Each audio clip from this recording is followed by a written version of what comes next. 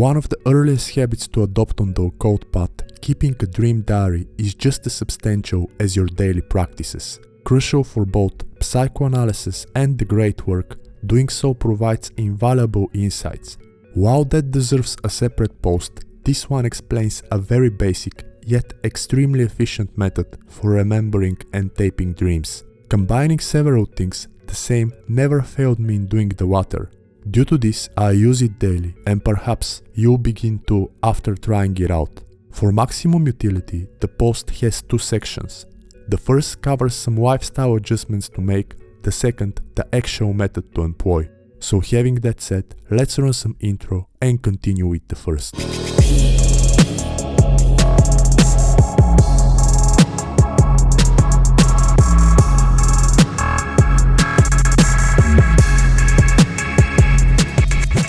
Adjustments, diet and lifestyle. The first thing needed for remembering dreams is having them as vividly as possible every single night. Obviously, this requires optimizing your sleep and ensuring you get enough good quality. Starting with developing a proper sleep schedule, the latter proceeds with tracking your sleep while enabling airplane mode on your phone, exercising daily, and combining a nutritious diet with extended fasting. Whereas more about the last couple can be found in the content on my 4 and 5 year experiences with fasting, here I'll only say this. In my humble opinion, combining daily resistance training and eating one meal a day around bedtime while alternating between zero carb meats and eggs and higher in safe starches paleo diets is second to none for getting crazy vivid dreams. The same pretty much never skipped on giving me those even before I began messing with the Western mysteries. Plus, it allows achieving something critical most people have lifetime struggles with: falling asleep and waking up at the desired hours without using sleep meds. Sleep environment. The second adjustment is optimizing your bedroom and whole sleep environment. For this, I strongly suggest investing in external roller shutters enabling maximum darkness. Also indispensable for extended meditations and stuff of that nature, those eliminate any outdoor lights possibly entering the room. If that is not an option, then use a sleep mask. Reasonably priced decent ones can be found on Amazon. You also want to avoid blue light at least 3 hours before going to bed. That means using blue light blocking glasses and having f-lux on all of your screens. As widely known, exposing yourself to blue or junk light before bed messes up your circadian rhythm, hence it prevents you from falling asleep.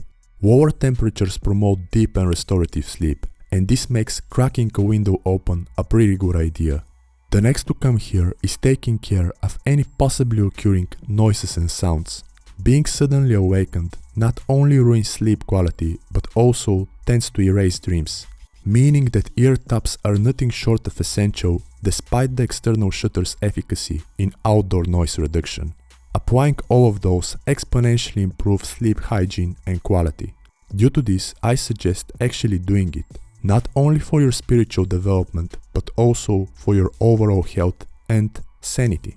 Just in case you haven't done that already, the period of doing so will also be perfect for building your daily routine of practicing rituals and meditations. Besides increasing their vividness, those make the dreams more structured and memorable. The more you advance with your studies and practices, the more natural memorizing dreams becomes. Also, the clearer visions, perspectives, and messages your dreams start containing. Needless to say, this is because the workings expand consciousness by loosening the barriers between conscious and subconscious minds. Ultimately, you may begin recognizing connections between certain right combinations or lack thereof and your ability to fall asleep and dream. This reminds me of something quite peculiar, namely that you may also realize that specific spiritual literature/authors affect your dreams much more profoundly than others, or vice versa. And what this brings us to are the actual ways of taping your dreams. Dream journal. There are two ways commonly recommended for capturing dreams. The first and more old school is keeping a notebook, which is your dream journal, and a pen right next to your bed. You grab those after opening your eyes and write down as much of the dream as possible. To prevent forgetting the dream, you can also bow a small piece of paper on the ground and tell yourself before dozing off, I will remember my dream, as found in Modern Magic.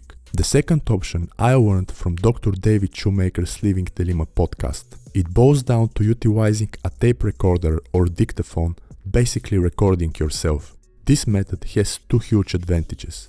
The first is the ease of use, the second, the ability to capture your voice's actual emotions.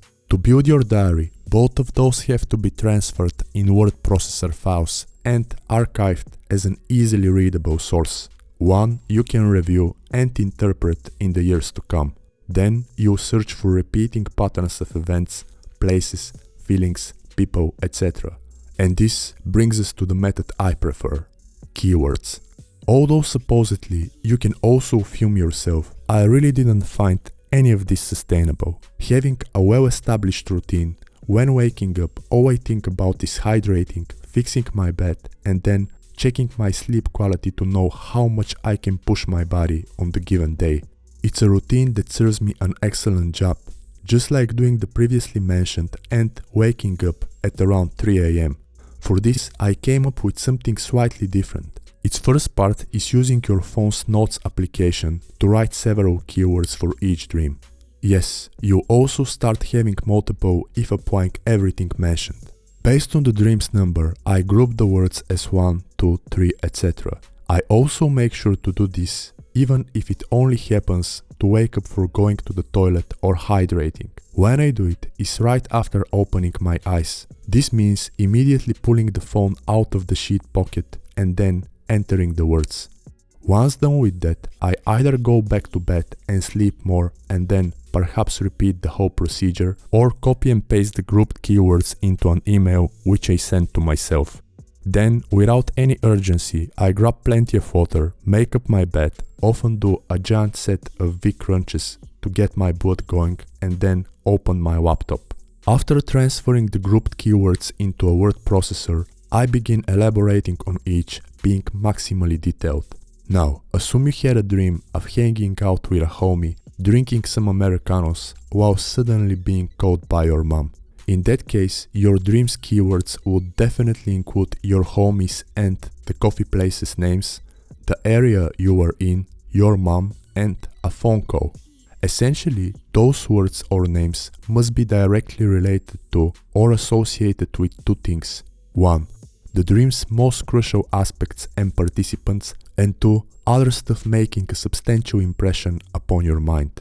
Whether a particular feeling or emotion towards an object, place, person, or an event in your dream makes sense right off the bat really doesn't matter. The important is doing your best in expressing it, considering it a priceless piece of information.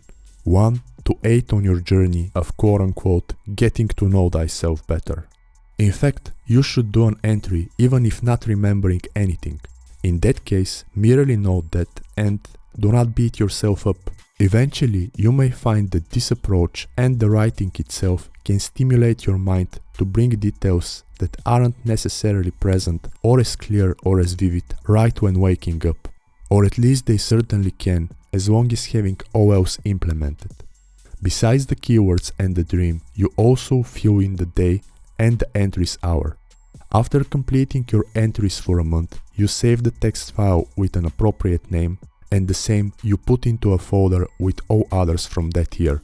Despite that it definitely isn't the only way of dream journaling, this approach is quite suitable for people with well-established morning routines, and I firmly believe it will serve you well. So give it a try, and thank you for your time.